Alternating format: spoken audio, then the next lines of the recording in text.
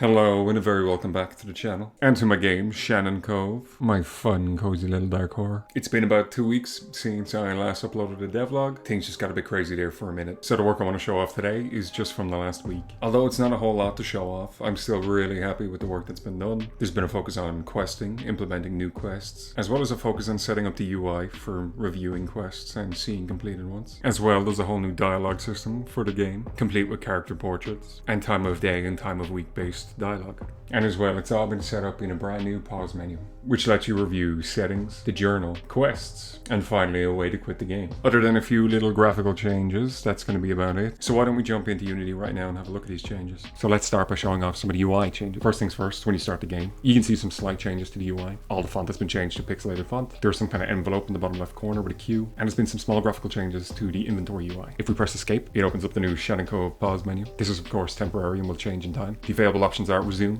journal, settings, quests, and quit. As it is, journal is grayed out, which means it can't be accessed right now, but I'll show more on that later. So clicking into a few of these. Settings doesn't yet do anything. Resume will continue the game, and the new UI panel, when we go into quest, will show any active quests and any completed quests. The quest menu can also be accessed when pressing Q, just to make accessing the quest journal that much easier. The next thing I'm going to show off is the functionality for quests. So I've started to work on the main quest for Shannon Cove. When you join the game, you will start here at the docks, this being the first time you're on the island in years. In order to start the main mission, we just walk into the town and we'll be greeted with a new quest update. New main quest, a familiar smell. In order to access this quest, we're going to press Q, and you'll see a new active quest has come up, a familiar smell. When we click on this is a main quest named Familiar Smell with a description that reads, I've just arrived on the island, I should explore a little and see if I can remember where Aunt June's pie shop used to be. The objective for this one, find the pie shop. Sure as hell hope I know where it is. So missions are just active. There's no need to select the new mission. The main objective will always be active. But if we proceed into the town and find the pie shop and enter in front of it, a new quest update, new main quest, investigate. So if we press Q, we have a new active quest, investigate. I should see what condition the place is in. It's only been abandoned a few months, but there's an awful smell coming from the building. Objective, search the building. If we now click into a completed quest, we can see a familiar smell has moved into completed quest. It's also been marked in green. So back to active quest. The main quest is investigate. So we need to search the building.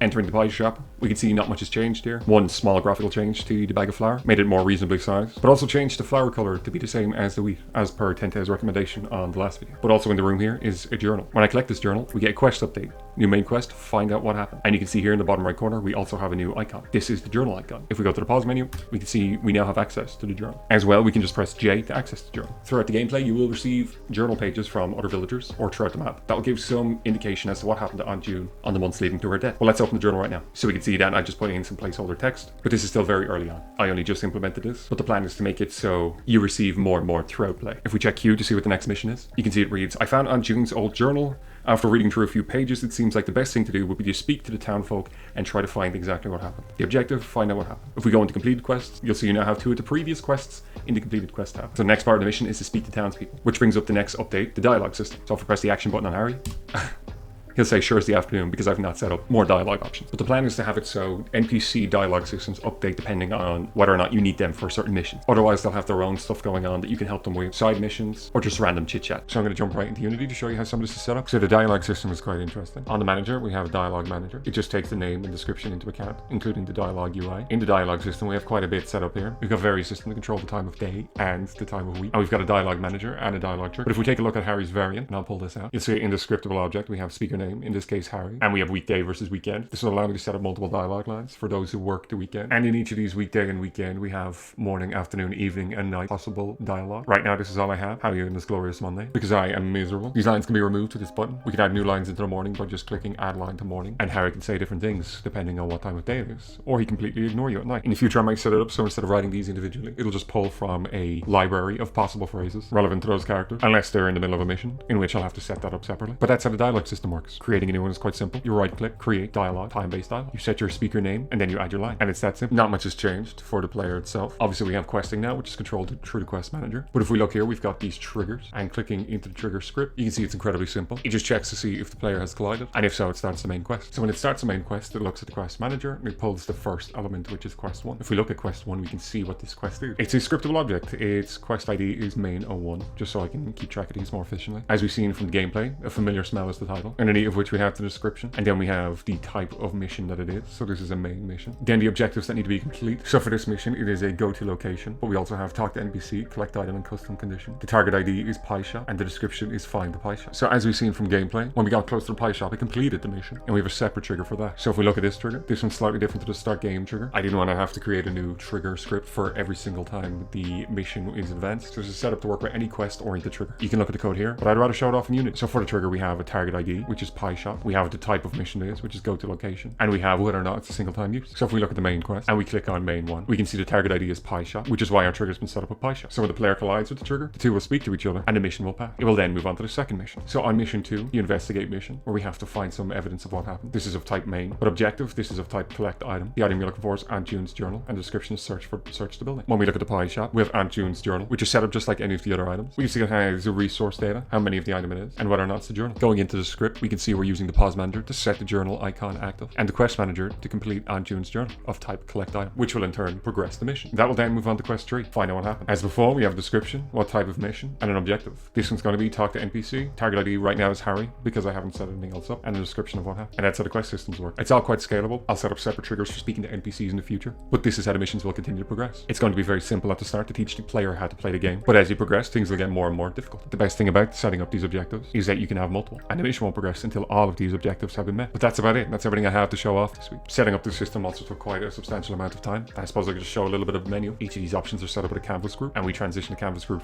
alpha from 0 to 1. This is what allows me to blend in between the different sections. And the quest pop-up is quite simple. It's just a graphic with 2 text boxes, and that's about it. So this has been a short video, but I'm going to end it there. I just more so wanted to show off some of the quest updates and not let too many weeks go by before showing some progress. I'm quite happy with the direction of the game so far, and think I'm making some serious progress. I'll have to spend some time soon working on the graphics, as well as focusing on some main core loops. But for now, this is where I'm at. It might be a few weeks before I upload another video to give me some time to work on mechanics. But to be honest, I have no idea when the next update's going to be.